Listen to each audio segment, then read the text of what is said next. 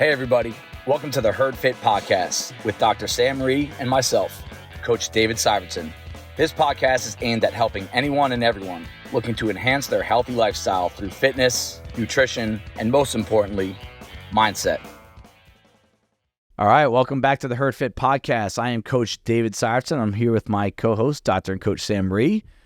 Because of our order of operations when we're going to be releasing things, this will be the first episode since Sam has been back from his family vacation overseas, and he just got done doing Karen a couple hours ago now. And it's how you feeling soreness at all yet? Very. And recommendation: don't do it like 2 days after you get back from a 13-hour flight. Yeah, sitting in a plane. Yeah. So all you Thursday morningers that are going to get coached by him doing Karen on Thursday, just know that he did that workout for you. All right, he did that so that he can coach you guys better through that workout. And don't crap on my time. It was really bad. I'll tell you guys what it is later, but not right now. We won't write it on the whiteboard. But we want to kind of dive into the current state of CrossFit right now. It's something that we've done a few different times over the couple years that we've been running this podcast. Because we've had 10 different CEOs in that time span. But we've also seen Dave Castro get fired. Then he got rehired. We've done episodes on Dave Castro himself because he's been such a talking point for CrossFit, the CrossFit community, being fired, then being brought back. And now he just recently was hired as the director of the CrossFit Games as they fired Justin Berg. And, Justin Berg is, I don't want to say we have a personal relationship with him, but he was at Bison for the announcement. He took us out to dinner the night before the announcement and gave a nice little talk to everyone that was there and said some really nice things about us. I had a couple good conversations with him. And, you hate to see someone lose their job. He worked out with us the day after, too. He did. He actually came in and did 23.2 with the 6 a.m. class. Yeah. I forgot about that. Yeah. Very tall guy. Needed the high pull-up bar for that burpee pull-up workout. But, it was, you never like to see someone lose their job, and we're not going to pretend to know all the inner workings of what happened. We did hear that the CrossFit Games lost a lot of money over the past year, I think it was, and even with the semifinals, and we'll get into that on the limited knowledge that we do have, that, the numbers just were not there. And it is an enormously expensive production. Even just watching what went down here for the announcement, multiply that by $1 million for the games, and then also the semifinals that are all over the world that they're very involved with. So finances were part of it, but bringing some life back to the games and bringing back the OG, the founder, Dave Castro.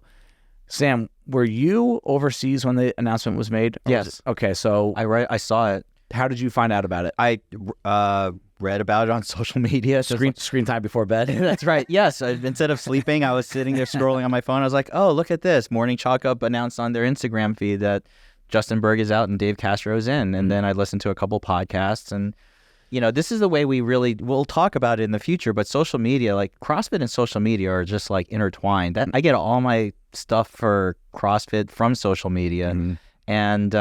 And it's a weird way of learning about events. It is. And it is special, or not special, but it does resonate a little differently because we were part of the open announcements this past year. Yep. And we did see up front and personal how expensive it was. Mm-hmm. Like it was really a lot of money I could see for them to have this whole event coming in. And it just did make a lot of sense to me, unfortunately, because it was really expensive. I could see how maybe they didn't make a lot of money, or like you said, the financials were really bad. Mm-hmm. I really like Justin Berg. I thought he was a great guy. He was an OG CrossFit guy. He's been there for a long time. Former affiliate owner. Yes. And he was part of seminar staff for a real long time. Mm-hmm. And, there is some controversy about Dave Castro coming back. Mm. And also, and I know we'll talk about it, but just all the changes. Like this is like, it seems like the hits just keep on coming. I keep thinking that same thing too. It's funny how my memory works. I can remember where I was driving when I had this original thought, and I'm thinking, is part of the CrossFit model, specifically the CrossFit Games model, to just have this dramatic change every single year so that we are like, let's see how it goes. Let's see what's different. I'm going to be so intrigued to see if the games are different now that Castro's involved, but now he's back in for the full calendar year next year. Maybe next year will be different. Maybe he'll go back to programming the games. I know that's not probably their thought, but there have been so many changes, from taking regionals away to different ways of qualifying for the games and semifinals and sanctionals. CrossFit's involved, CrossFit's not involved. Same programming, different programming. Every year there's like this massive change that affects the athletes. It affects the boxes. It affects us athletes that don't make the games, but we're still kind of in the competitive scene. It affects our programming here. I'll be honest about that. And at what point do you run out of changes? And at what point can we, the CrossFit community, really look at CrossFit HQ, Castro, Don Fall, Austin, and say, hey, you guys got to get your shit together? There is so much instability. I mean, I think, or a lack of stability that has been surrounded with CrossFit. I mean, Don Fall has been CEO for a year, less than a year. Right around the games last year. Yeah. They've had 8 major executive changes. I saw someone report this in 2 years. I mean, think about how many different CEOs they've had. Dave Castro was CEO for literally like a month. Mm-hmm. Like you said, all the changes with the games. I mean, okay, with the COVID and everything, they had to make changes. Right. But like, there is no stability whatsoever. And I'm on the outside looking in. If I was an athlete competing in the games, I would say, what the F is going on here? And I would be very frustrated. And I would actually question the viability of the games. Where's the growth going to come from? How is CrossFit doing? They just laid off a bunch of people too. What is going on? I would be scared on some level to know how viable is CrossFit and CrossFit sport at this point. Right. And it's funny to me that with all these changes at the top, it doesn't affect the affiliate much. Not everyone agrees with that. I'm a part of a lot of different groups of affiliate owners, and a lot of them do think that they don't get enough support, or their small business is struggling because CrossFit HQ is doing X, Y, and Z. I don't really go down that path. I just got done telling someone, I was like, it doesn't affect us if Castro's back or not. It just doesn't. It's cool. I love Castro. I'm pro Castro, and I'll get into why.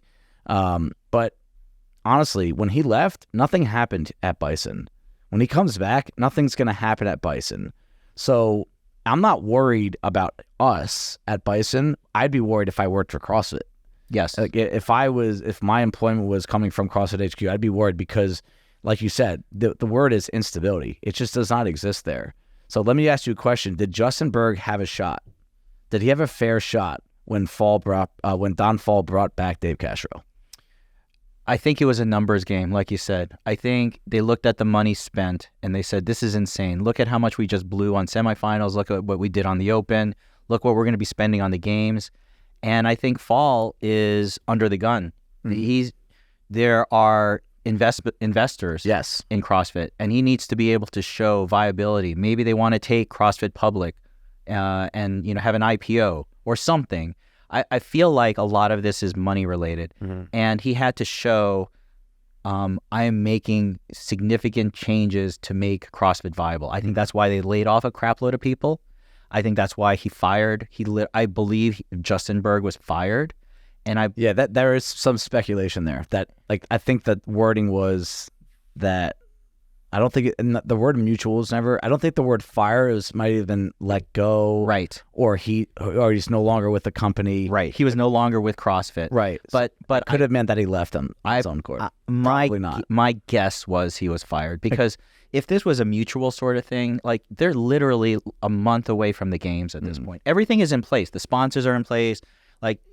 If this was going to be a mutual thing, they would have let Berg finish out the games and then transition to Castro after that. Right. So why did they do this right now? I think Fall had no choice but to show investors we're making big changes right now. We're proactive. We're very proactive. We see bad numbers too, and we're going to make a change. And we're making a change. Another advantage to doing this right now, the games are in 6 weeks or 5 or 6 weeks now. I'm very much looking forward to the games this year. For the past couple of years, last year I was really into it. This year I'm going to be really into it. And what this could do, having Castro come in now, is let him see how they're still testing workouts right now. Yeah. Today. That's what he said on his podcast. And I think Dan Bailey is one of them, right? So they're going to be testing workouts. Castro's going to see how this current team of CrossFit Games staff runs the games, how they prep, how they adjust to adversity. And then after this year's games, now he has a little bit more credibility. Not that he didn't have already, but he has more credibility to see how this group of people run the games this year. And now he probably gets to choose who sticks, who doesn't, right? With the game staff, right? I'm assuming he's going to have a lot of hiring and firing power with the people that are working on the games. Right now, as the hierarchy is, Adrian Bosman is working under Dave Castro. And he's the director of programming. So how does that work? That I have no idea. I think Castro has always said that if he's not involved in programming, he doesn't even want to watch because he knows he's just going to be hypercritical. And some of the videos and Instagram posts that he's made and others have made, you can tell him and Boz are looking at a workout on the whiteboard. He's like making notes. He's probably going to be making some changes. And when you program such a big event like this, to me, Boz does understand probably as well as anyone outside of Castro how to properly do this. And you have to test fitness. You have to bring in some historical components of CrossFit. You have to try new things every single year, but you also have to make it spectator friendly. I do think they fell short a little bit last year. Okay. When one of their primetime events that I believe was on cable television. It was on CBS, I think. With the crossover workout. Yeah. And single under workout. Yeah. And people were tripping up. And you didn't really, the argument against it was not the workout. That's fine. It's you have to make CrossFit look good when you have that many eyeballs. Like if you didn't know what CrossFit was, you kind of had a negative thought towards it. And you went and watched that on CBS, and you saw Tia tripping up on a single under. Yeah. Danielle Brandon yelling at her judges because they didn't know the crossover standard. Right. That was something I think there might have been. Like I don't think Castro would have done that. It's a little unfair because Boz has had no time in the leadership role here. Right. Like Castro, let's face it, he screwed up too, but he's had years and years and years of experience, and his mistakes were not scrutinized the way Boz's were.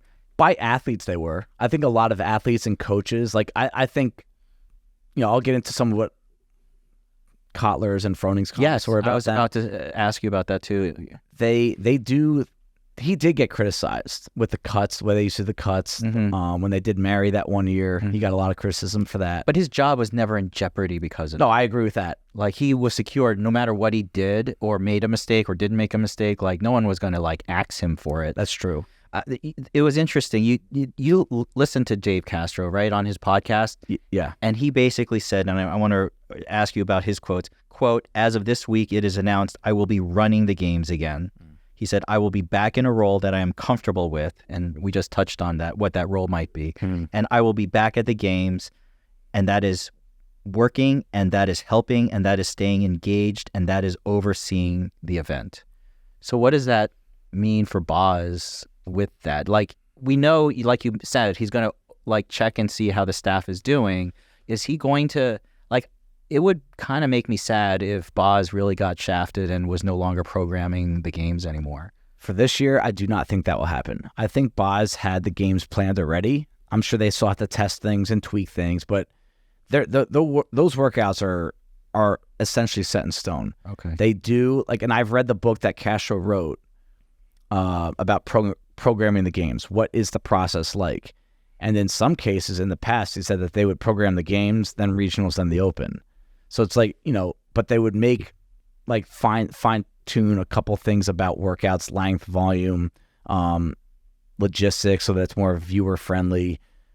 I think that Castro will make whatever changes he needs to that are very micro level, but I can't see him saying, "Boz, you got to scrape WODs to events 2 and 4. We have to bring, do this, do that." Next year, I could see that happening. And for Boz's sake, I hope that doesn't happen either. But those two have worked with each other for a very long time. Right. I don't think Boz in any situation will get screwed. He might just not have the amount of say that he did last year and this year prior to Castro coming back. Overseeing, supporting, helping, the games are so much more than workouts. It is, I mean, you've been, I haven't. It's a festival, right? It's a fitness, it's a community gathering. Yeah. This is almost like a general manager of a sports team. Everyone says, oh, they draft players, they sign players, they trade players. A real general a real general manager of a pro sports team, that's about 20% of their job.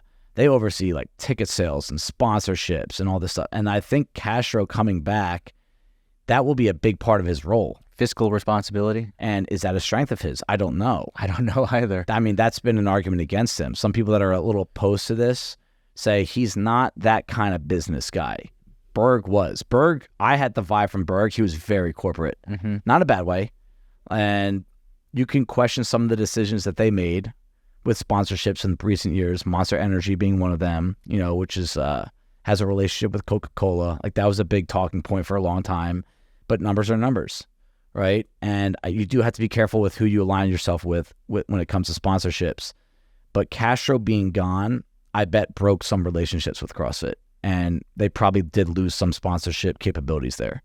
They tried different ones this year.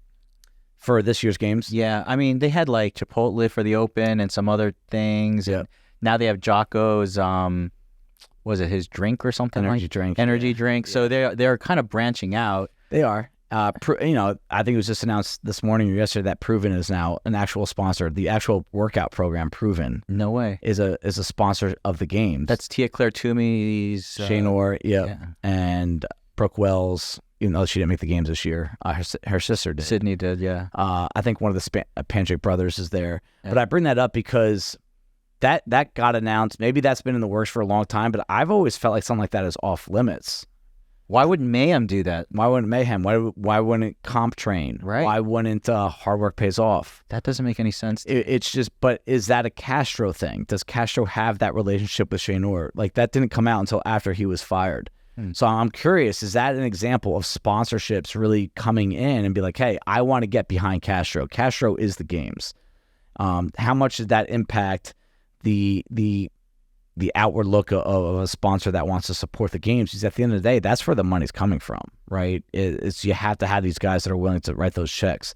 Now, the media side of this is what I'm kind of intrigued by because, Savan, I listen to Savan and Hiller and Souza when I can. I definitely do not get, but when they do games coverage or big stories in CrossFit, I do make it a point to listen to them.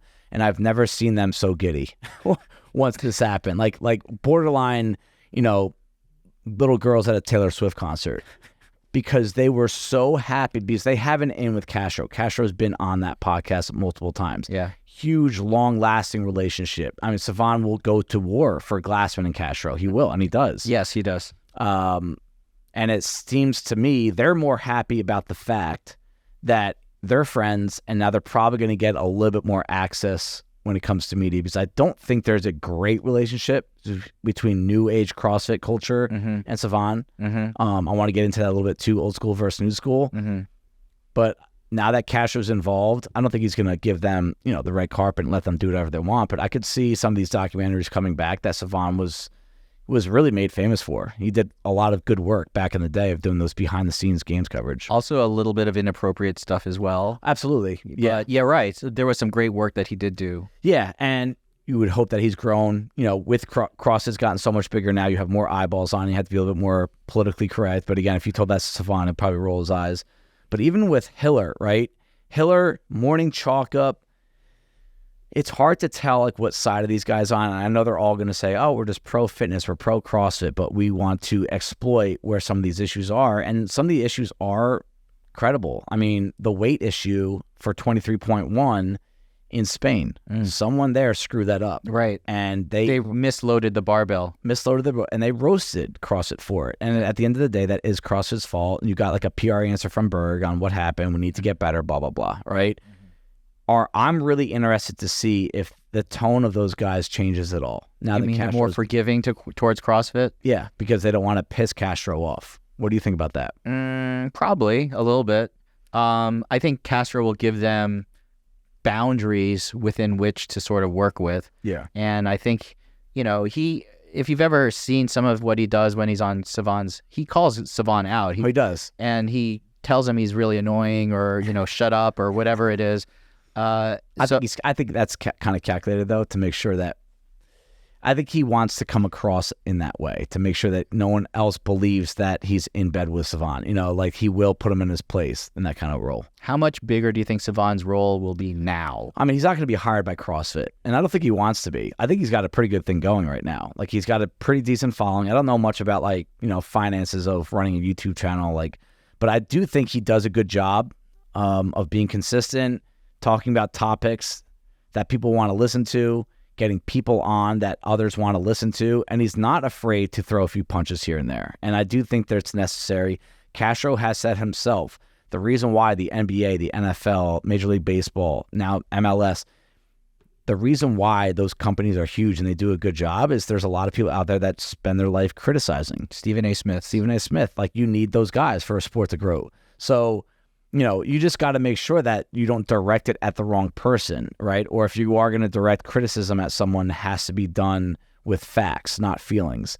And that's where I think those guys fall short sometimes. You can tell there's a clear bias between who they like and who they don't like when they talk about things with CrossFit. You know that they have a hard-on for Dave Castro, and when he screws up, and he's going to screw up because he's human, and he has screwed up in the past, right?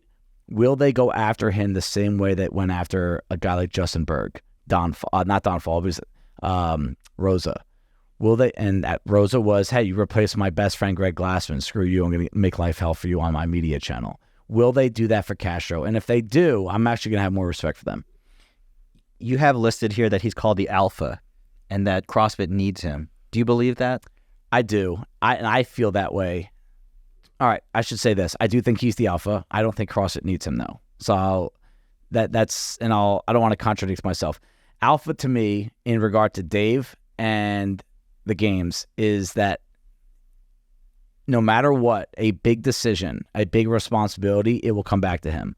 It doesn't come back to a staff of people and it's that department, this department. There's one guy that's going to make a final call on an issue. There's one guy that if he comes up to you at a competition and says, stop yelling at judges, he's going to be the one that strikes fear into you. And he's done that before. The buck stops here. Yeah. But is it important? What do you think? Well, someone likened him to Dana White with UFC. Yeah. And in the sense that he is the guy, he is the alpha, little controversial, yep. Maybe not like so awesome in terms of interacting with certain aspects of things. Right. Alpha's it's not their job. They don't really care about being your friend or being liked. Right. Or maybe Vince McMahon with WWE. Yeah. Like the polarizing centerpiece boss guy. Where did that come from, you think? Where did that alpha come from? Why do people find Castro polarizing?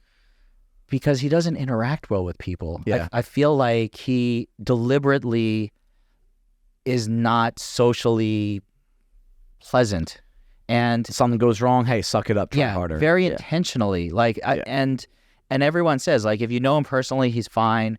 But everything that I've ever seen with him interacting on a corporate level is he deals a lot of FUs to people. Yeah. In a way that, like, and I don't know, maybe it's because I binge watched Ted Lasso on the way back on the airline, but that was a guy like that. If you don't know what Ted Lasso is, it's a show on Apple TV, and it's about a coach in the Premier League in England, but it's relentlessly upbeat. It's relentlessly about people making each other better, and it's relentlessly positive. And I don't know, and Dave is very much the opposite of it. I mean, we had T-shirts made up that said Dave Castro is a prick, and he has embraced that to a certain degree, and people have talked about him being the villain, and you know, on some level, I appreciate his role and have appreciated his role, and he's pointed out multiple times he is the architect and the birther of, he birthed the CrossFit Games and he's shepherded it to this point, and but again, the founder effect is always concerning to me. Just because you started it and you built it doesn't necessarily mean you have to be the person to take it to the next level. People pointed out he's grown, he's changed. He is under the corporate gun. Like, Don Fall is very corporate. I don't know. I have very mixed feelings about Dave running the CrossFit Games again. So I think about that a lot of times when it comes to Bison, sometimes also just businesses in general, sports teams. in a lot of cases, the person that takes them, like let's say on a scale of 1 to 10, the person that takes them from 0 to 5 or 1 to 5 is often not the person that needs to bring them from 5 to 10 or 6 to 10. And I've said that to people about Bison. I've said that to people about sports teams, like I said earlier. And I do strongly feel that way. There are different skill sets.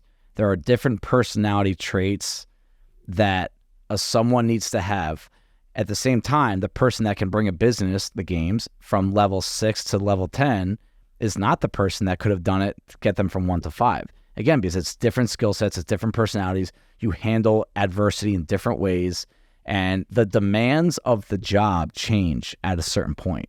The demands of running the CrossFit Games in 2008 are, this goes without saying, night and day different than what they are now. You could even say the demands of running the games in 2017 are different than what they are now. It's not just like those early days where, you're at a backyard, you could sign up, right? And you win $500 if you win, right? And, you talk about CrossFit Games changing locations. They almost went to Alabama. They're in Wisconsin for another year, I believe, after this one. Don't quote me on that. I might be wrong. And, Rich Froning has said this when he was on with Savan. He goes like, yeah, he does need to change. And it sounds like he has. If you remember, there had been controversies at the games with sled pushing, for example, on turf. The different lanes were simply easier to push the turf on, the sled on than others. Yeah. It was factual. Everyone said it. Every coach, every athlete, the judges. And the response was like, suck it up, try harder. Life's not fair. And I'm like, well, in a competition setting, there needs to be some things that are as fair as possible. Like we just got done talking to John Hartman, who's going to come at you guys with a couple episodes next week and the week after.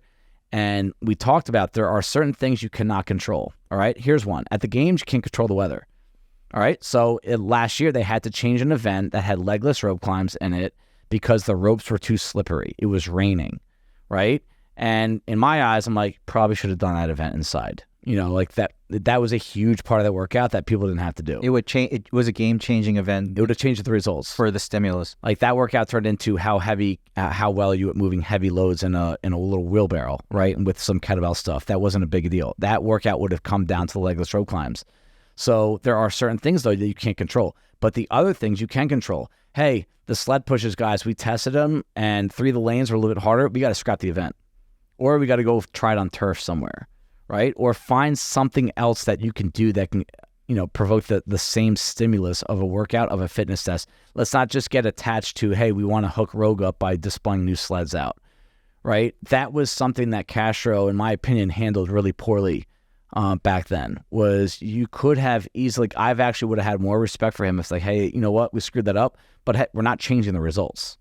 We should have probably done a better job of testing that, but he wouldn't admit that. And I think that's what pissed off a lot of people, even with some of the roster cuts. Here's another example, right? Patrick Vellner, who I have a lot of respect for, not just because he was here, but he's smart. He's one of the athletes that I feel like is very intelligent. When he breaks down the games, they've started implementing cuts, right? So if you weren't in the top 20 by this point, you're out. If you weren't in the top 10 by this point, you're out. But then the fitness test that came after the cuts, if they had simply just switched workouts 6 and 9, the results would have been so different that the people that made the top 10 that had an opportunity to take on those last 3 workouts were completely different. And he never got an answer on that. He's like, well, you just need to be better. Then you won't get cut. Like that's something I would say to like someone in the gym that, on a much lesser scale where our workouts aren't nearly as important and it's not a daily competition here, right? Like if you're in the back of the gym on a running workout, like I'm just going like, yep, you got to run faster. You get more fitness in today. But if that was a real competition, you can't run it. You can't run the games like you would a class, right? Do you remember the Bison Bowl where we had teams of 3, someone ran a mile, someone came inside, rode 1,000 meters, and then you had another person do like 60 burpees over the rower? Yeah. I went outside, and so I knew that at the old gym, when you came in, rower 1 was 10 feet from the door, rower 7 was 100 feet from the door. So I went outside, and based on what lane you were in, what rower you had, you start that much feet behind. Like I literally was outside with a measuring tape, and every runner started 10 feet behind someone else. Like a track meet. Yeah, exactly like a track meet.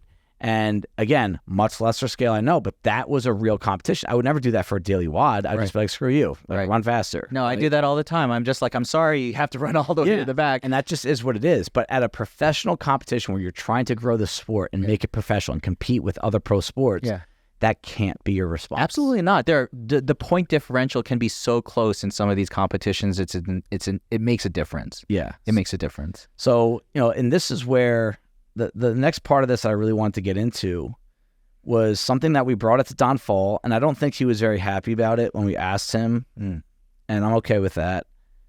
I said the biggest challenge of a new CEO of CrossFit, new leadership, is trying to blend old school and new school. And what I mean by that is there was a very specific culture of people that were around when CrossFit started, when it really took off, and those people deserve a ton of credit. Those were the people that took CrossFit from 1 to 5. Maybe no one else could have done that. They did a great job. Were they the same people that should have been there from level 6 to 10? Is that why we haven't seen a lot of stability at the top of CrossFit? Is that those people that were the people from steps 1 to 5, they are not the people that should be there from 6 to 10. It's just a different demand now. But those people love CrossFit, and I think a lot of those people have positions either right now or during that time span because they were right place, right time. Don Fall said there was no old school or new school. Yes. You remember his answer? Yes. Like, they're just all CrossFit. And I don't agree.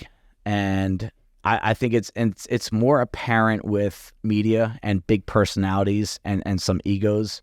But I do feel like there are a lot of people that were around CrossFit in the early days that feel like they deserve, just because they were there back then, to be in a certain position of power for that reason. Do you think Dave Castro is in that group? I don't know. I think it's a possibility. And I think if we see some of the same issues that came from him, kind of like that polarizing figure, and he hasn't changed at all over the next 2 years at the games, I think that would be probably the example. Justin Kotler from Underdog Athletics said exactly that in that podcast. I didn't listen to that one. He basically said he felt that Dave was basically like a dictatorship, and that if you had a negative interaction with him, you were out. Like, he brooked no... kind of held grudges type? No, he just didn't take feedback. And he said the one thing he really thought was a positive change recently was that CrossFit actually listened to athletes. It wasn't punitive if you actually had ideas about how to change things or if there were issues that were involved. And he was very negative about recalling some of his interactions with Dave Castro in the past with athletes. Right. And he says it has to be about the athletes.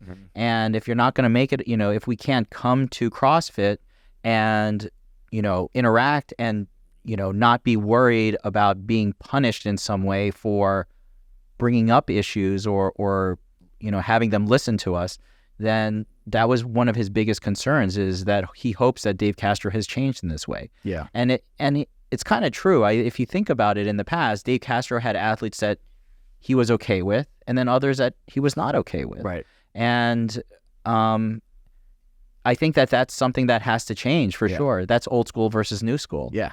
I mean, Castro has clear friends. And you know what? It's like, are we allowed to say that you're not allowed to have friends? No. But I do think if you're going to take such a big leadership position, it could be something as big as the games, it could be something as big as owning a gym. You have to be very careful with making sure there is never a perception that you favor others just because you're friends with them. I have a problem because my management style or my preferred leadership style is different from Dave's, which doesn't mean his is wrong. Right. But I keep running into the fact that I would want to run things with more transparency, more input from others, take the best from everyone else and try to incorporate that into what I was doing. And Dave doesn't do any of that, I think, on a lot of levels. And I don't know if that's bad. That's just different from how I would do things or run things. So I have to take it on an article of faith that what he's doing is right. But when I listen to him, he does sound very old school. Like when he was talking in his podcast, he mentioned the fact that right in that room in 2008, he taught Annie Thora's daughter how to do GHD sit-ups before she went out and did the event. And now it's great that 14 years later, she's competing again, and Ben Smith is competing again. It's like, yeah, but that was 2008. Yeah, it's a lifetime ago. Like, that's not what any of this is about right now. Right. How important, how relevant is that to this discussion? Zero. And the other thing is that there's some holdover. One of the things CrossFit, I think, crapped the bed on in the past was they never embraced social media. In fact, Greg Glassman had them withdraw from social media. And I think that really hurt them back in the day. If they had really fully embraced it, they would be in a much better position right now than I think they are. Yeah. I had someone that used to work for CrossFit, used to work with Castro very closely. I will not say the person's name, but I did talk to them about this. And I'm just kind of like going over those notes that from that conversation. And he goes, a lot of the infrastructure that has failed CrossFit when it comes to the games, financially especially, but just logistically and all the turmoil that we see, was there before Berg took the job. His fault was that he never really made the real changes that were needed. But who was there when that infrastructure was initially built? And that was Castro. When we had regionals, they stopped regionals because they were a huge money sucker, right? They stopped doing the announcements. COVID was a part of that, but I think they stopped doing it the year before too. They started letting other people do it around the globe, and finances were a part of that.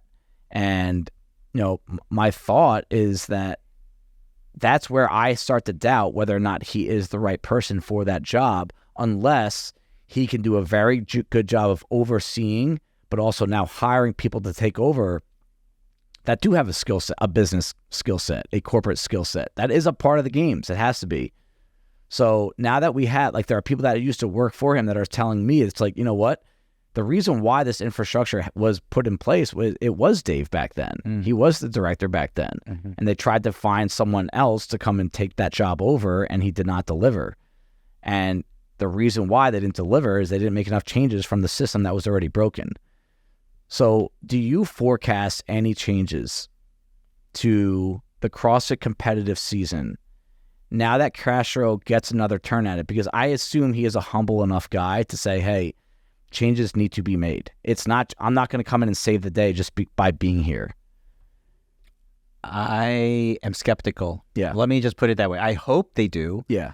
But I'm just thinking, we're talking about social media in general. Yeah. Like, if you follow the NFL, could your social media feed be filled with NFL stuff? Yeah. It just could be inundated. Yeah. Oh, yeah. NBA. Limitless. Golf. Limitless. Even niche sports like UFC or MMA. Like, CrossFit is not like that. Yeah. And they are not facilitating this. Mm. And our paradigm, your paradigm, my paradigm, our generation in terms of how these things are going has nothing to do with how the future of sports, media, and all of this is going on. I mean, the other thing is, and I hate to, sort of bring up other issues, but like gambling, for example, fantasy CrossFit should be embraced and held up. Like, that's huge in the NBA. Actually, would be pretty cool. It would be effing great. Like, if FanDuel picked up, if only we knew someone that worked at FanDuel. But if that's actually, that's a great idea. And these are things that like the NBA went all in on that. The NFL fantasy football made it huge. Why are these guys not leveraging this stuff to the hilt? Because that's not even our generation. I mean, it's kind of but it's really more my kids love that stuff. Right. And so I don't know. I have 4 fantasy football teams. I know, but that's your job. Like, that's your, like, you actually get paid to evaluate football players. Right. Like, that's what you do. I still would do it if I did. So your kids and me. Right. So like, even Sasha has a fantasy football. Wow, really? League. Yes. Wow. And she, and it blew my mind. That's funny. Yeah, it's crazy, right? No, but it's a social thing. It's a show. Yeah, exactly. It's not just a football thing. Right. I agree. And so these are the kind of things that I'm looking at the games and I'm like, is Dave Castro the one who's going to be able to do these things? Or is he too stuck in what because he keeps bringing up 2008? That's my concern. Like, I always try to apply things to my personal life to see if I can get a better perspective on it, right? if we were doing some of the things, not all, but some of the things that we've always been doing because, hey, this is how it worked in 2014, I don't think our business would be as good. You have to evolve. You do want founding principles. You want to have something that you can stand on and be like, hey, this is tradition for us. But what new things are you doing, right? Small scale bison, the triple touch. Our next upside down complex, which is coming up in a couple of weeks. Different ways of running the bison bowl or the open. There are certain things that we do the same, but you still have to evolve. What has he evolved with other than just making it bigger, especially over the past 5 to 6 years? All right. Of course, he's evolved from 2008, but let's talk about when the games went to Madison. It's a whole different level of complexity and attention. What has changed since then? What has evolved? It's hard for me to think of anything. So my two things that I think I'm going to be keeping a close eye on. I'm not going to make a prediction. I'm just going to keep close eye on the semifinals this year. I watched them a lot. Had a fun time watching that. I think that's partially why I'm really looking forward to the games this year. It had a regional feel to it, more so than in the past. I still think there are a lot of shortcomings with their coverage. And again, I don't know enough about it to have a real credible, critical opinion about what they should not. But there were certain workouts that weren't broadcasted. I'm like, what are we doing? Those are the ones that I would want to watch the most. There were some that they broadcasted that I had no interest in watching. Right. Announcement, no comments for like half the workouts. No counting the reps on the screen. Right. Like, how do you watch a sport without knowing like what reps people on? That's not fun. Right. So, can you imagine watching football, baseball, and never seeing a score or down and distance? Like, you have to have that information on the screen. Why has that not changed? And I think now that he's back, we could see that coming back. But will regionals come back? I personally think this is the end of open announcements at gyms. Too expensive. If Castro came into this role last year, I do not think we would have held 23.2 here. It would have all been like at CrossFit HQ or low some production. Yeah. You don't need a staff. I mean, there were 50 employees here at one point. God. Like so many. And like, think about all those people, their meals, their hotels, their flights, all the equipment. There was 4 different 18-wheelers. The trucks that we had in the parking lot that were there for 3 days straight that never turned off for the electric power. I mean, again, I don't know enough about it. That shit is expensive. Effing amazing. And amazing. I'm so glad we were part of it. And I do think open announcements at gyms should be a thing forever. Yeah. Maybe it doesn't need to be as big. Right. It doesn't need to, the production could be probably a little smaller, and I still think you're going to get the general vibe out there. But these are the things I'm really interested to see. Will Castro just say, hey, no, this is the way we've always done it? Hey, no, we keep losing money on this stuff year after year? Or will he be humble enough to make the changes that are needed? That's one of the things I'm really looking forward to watching the most from my outsider perspective. Fall's made a ton of changes, not even in a year.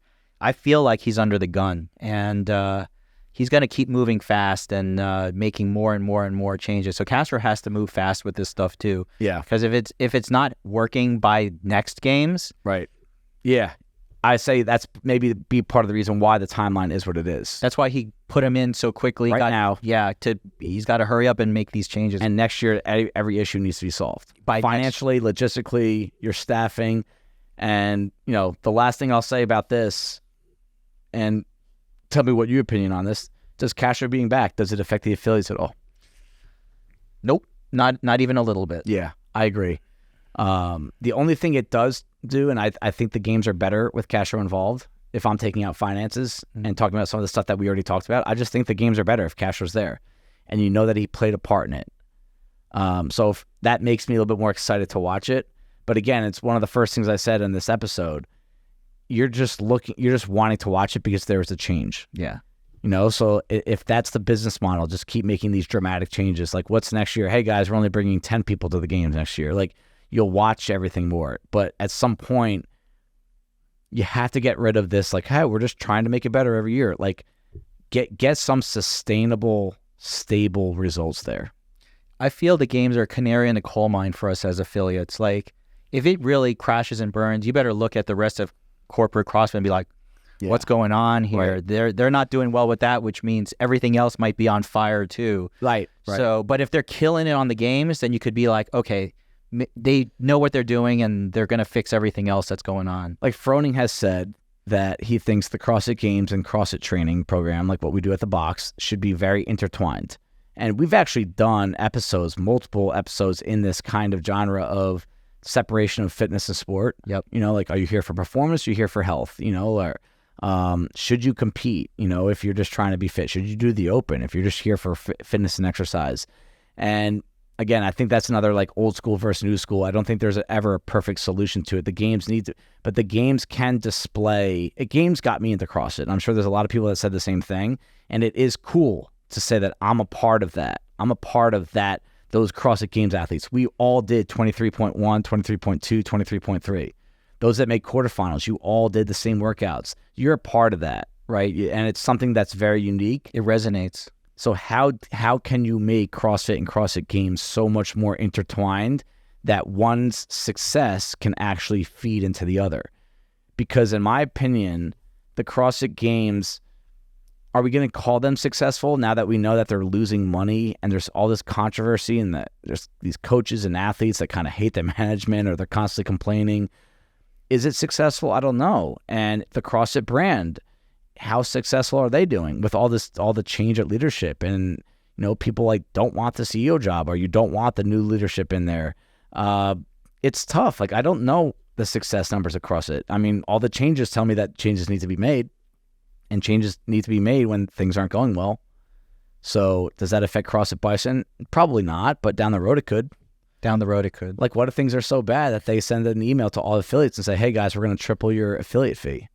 That's going to be a problem, and that might happen. And then we'll be Physical Fitness Bison, CrossFit Bison. Bison Fitness LLC is our LLC, by the way. So, but yeah, those are things I'd just like to ponder. We'd love to get any feedback from you guys. If you have any opinions on, does this have any impact on you? I actually would love to hear opinions of people that don't care about the games. Like, you don't watch them in August. Like, you just might see an Instagram post here and there, but you don't really care about the games. Do you care about a story like this? Do you care about Castro being back? Do you want him announced in the announcement? Like, that's when he became the villain, or at the announcements. The way he writes the workouts on the board and he deceives you and tricks you and plays games with your heads and makes really hard workouts. That's kind of where that villain came from.